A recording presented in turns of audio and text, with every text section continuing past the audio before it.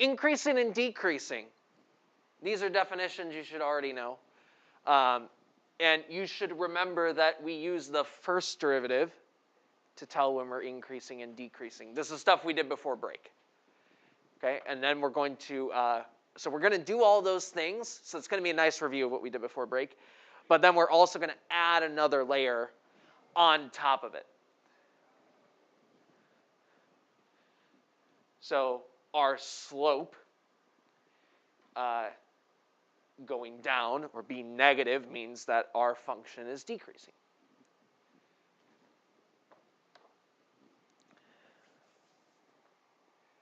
So increasing when f prime of x is greater than 0, decreasing when f prime of x is less than 0.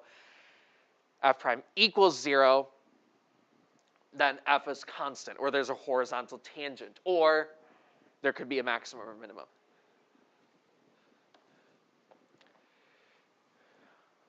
I mentioned this word once earlier. Monotonic means it's strictly increasing, never decreasing.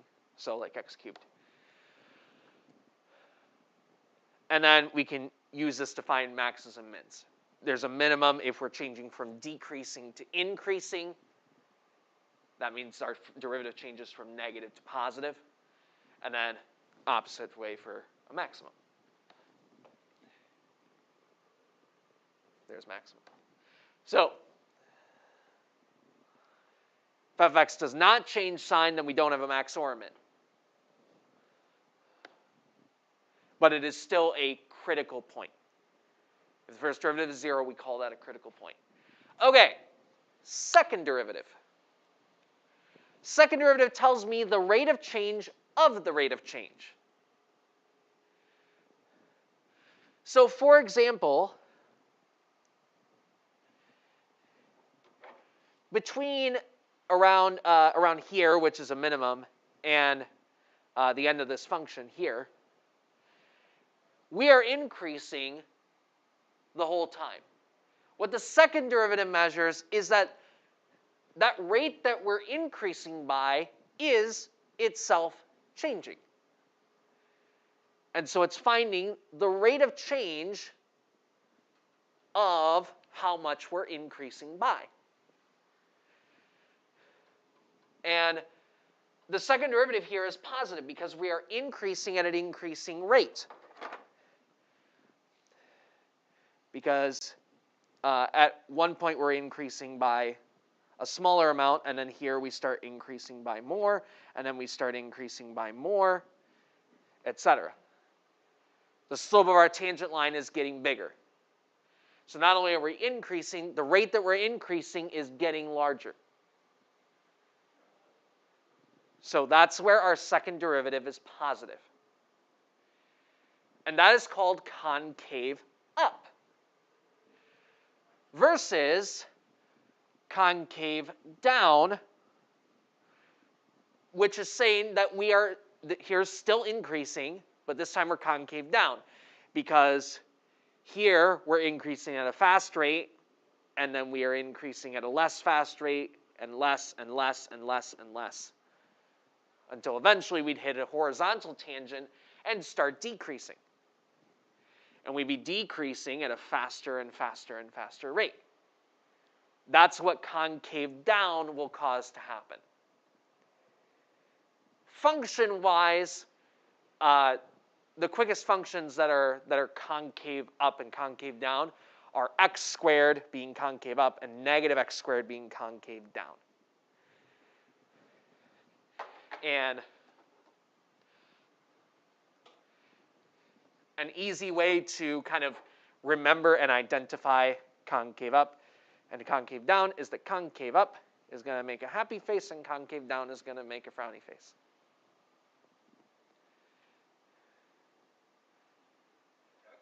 As a general shape. Now, functions can change from concave down to concave up or concave up to concave down. And the point where those change means that the second derivative would change from being positive, which means we're concave up, to negative, which means we're concave down. And those points are called points of inflection. So we're switching from concave up to concave down, or from concave down to concave up, then that is called a point of inflection. So here's maxes and mins. These are maxes and mins. This is a point of inflection because we are concave down here. We're decreasing by, or we're increasing by less and less and less, and then we start decreasing, and then we're decreasing by more and more and more until we hit our point of inflection. And at our point of inflection, it changes, and now we start decreasing a little bit less and a little bit less and a little bit less. So our rate of change of our rate of change is positive until we hit a horizontal tangent, there's our minimum, and then start increasing and then increase by more and more and more. So here we're concave up, here we're concave down, and the point that it changes is called a point of inflection. And that's where our second derivative changes sign. And so really, to find these places, we're going to do the same thing that we did for increasing, decreasing, max, and min. It's just going to happen in the second derivative instead of the first derivative. So we're going to kind of make our same sign charts and figure out where that derivative is 0 and all that kind of stuff. We're just going to do it for the second derivative instead of the first derivative. So let's take a pretty straightforward example first. It's an x squared function. So it's not going to be too complicated derivative-wise, and especially not going to be complicated second derivative-wise. So it's going to be really easy to talk about here. So we'll start by reviewing our first derivative test. So we're going to find max, min, increasing, decreasing. And we are generally going to keep track on these problems. We're going to write out the same information each time.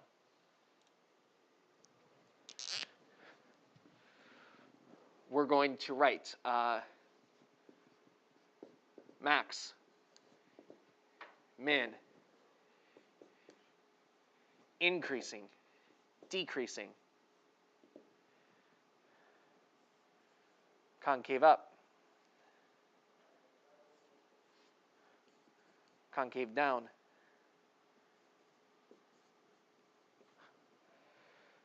inflection point. And you won't need to write all this same information every single time, or all the same information in every problem. And all these blanks may not always be filled. But as far as the notes, we're going to practice doing these. And different problems may ask you for different pieces of this information. So in the examples, we're going to do all of them. On some of the homework, you're going to do all of them. On some of the homework, you're only going to do some of them. A free response or multiple choice will probably just ask you for a couple of these and ask you to explain how you're getting that information. So we're going to fill this out as we go.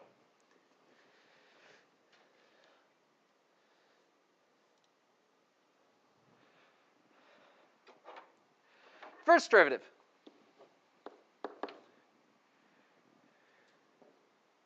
What is it? Okay. We're not that rusty.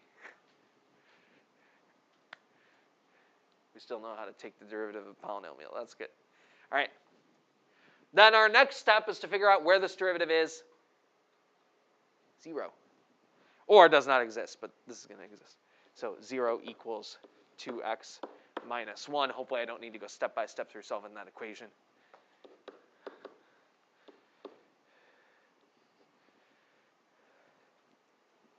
We have 1/2. So 1/2 is our critical point. Our domain is negative infinity to infinity. So 1/2 is our point of interest. So we're going to pick a point to the left of 1/2. So give me a number to the left of 1/2 that would be easy to plug in to the derivative. 0. Good choice. So 2 times 0 is 0 minus 1. Negative. We just care about the sign. And then a number to the right of 1/2. 1. 2 times 1 is 2, minus 1 is positive 1.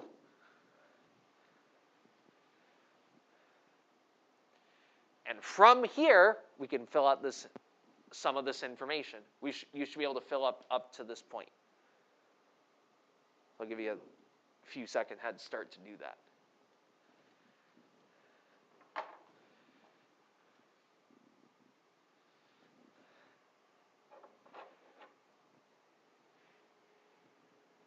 If I were asking about maxes and mins and for you to justify your answer, you don't have to write this down on this problem, but I'm just showing you. Since f prime changes from negative to positive,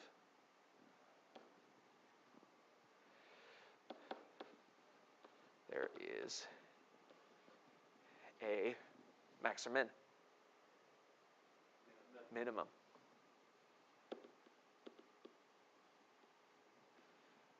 At x equals 1/2. That would be our explanation.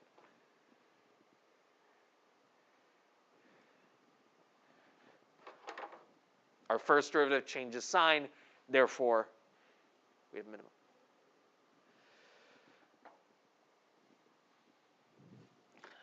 So hopefully on this problem, you have,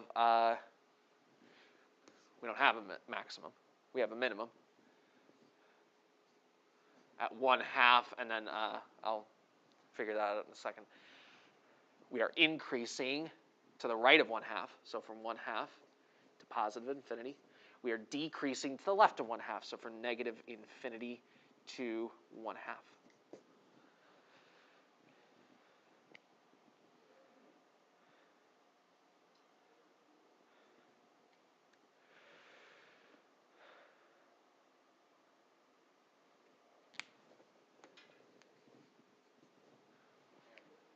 Is that right? Yeah, decreasing from negative infinity to 1/2. Yes, because that is where our first derivative is negative. So we are decreasing where our first derivative is negative. That's from negative infinity out to 1/2. So why is it negative if we're decreasing? Because it's everywhere to the left of 1/2. Infinitely far to the left, negative infinity. Just like it was positive infinity because it's infinitely far to the right here. And then negative 5/4.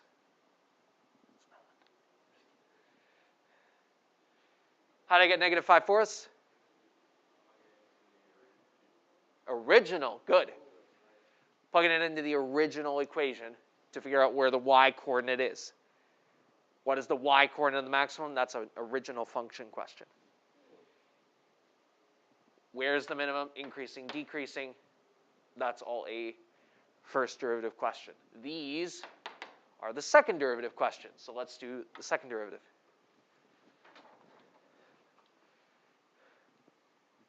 On this problem, it's going to go really quick. Second derivative. Derivative of 2x's, 2. So we're going to set it equal to 0. Nope! 2 is not 0.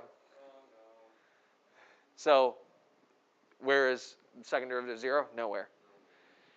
So that's going to make our sign chart really boring. We don't even have a critical point.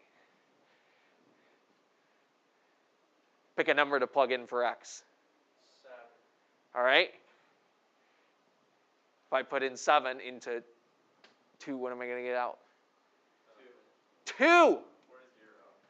Which is positive or negative? Positive number. It's going to be 2 no matter what.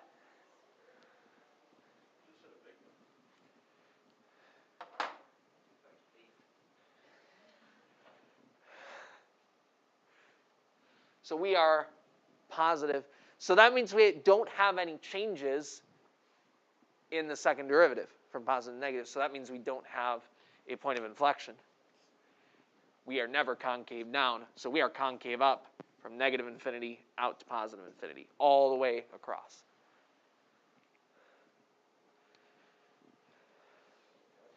So it is an upward spacing parabola, so that means it's going to be concave up the whole time. Questions on that one?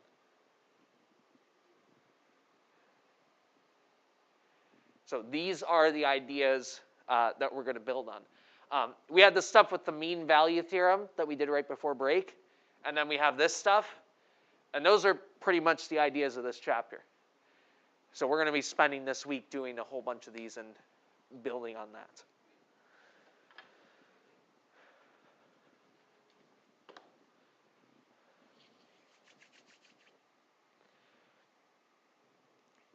I'm going to give you a couple minutes on this one to give it a try.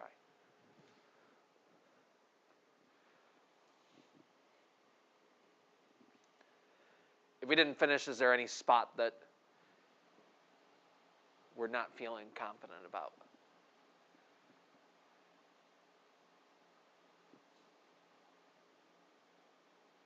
Okay, let's talk about the second derivative.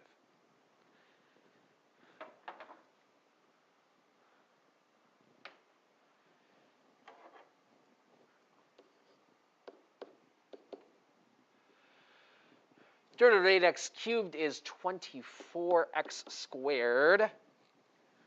Bring the exponent down in front. Minus 8.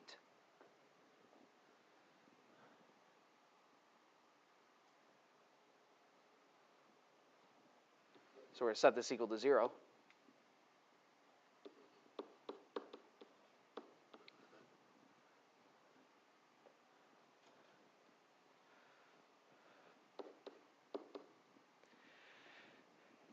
Add 8 divided by 24, that's going to simplify to 1/3. So we want x squared to be 1/3.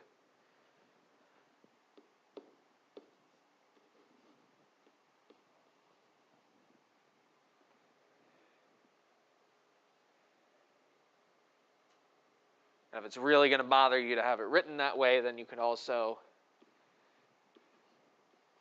change it to √3/3 if you prefer. Either way. We got two answers because if we're taking the square root of both sides, we need a plus or minus. Sign chart.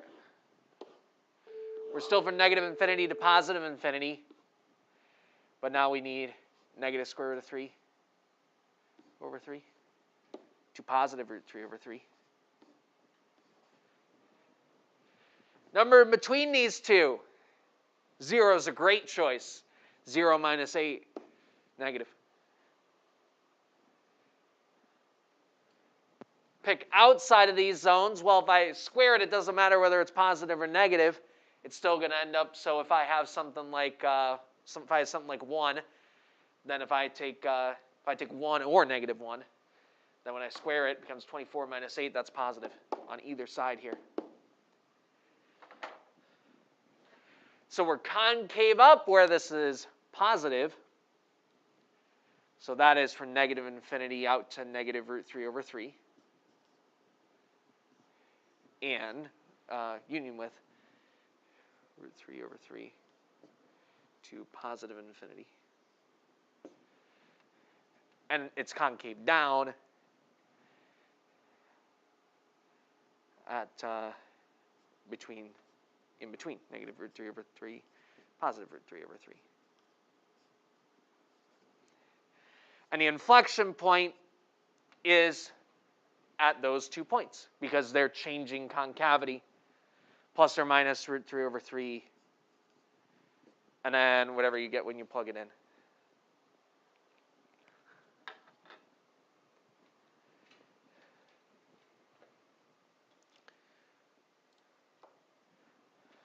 So those are my concave up, concave down. And we have 2 inflection points, 2 places where it changes concavity.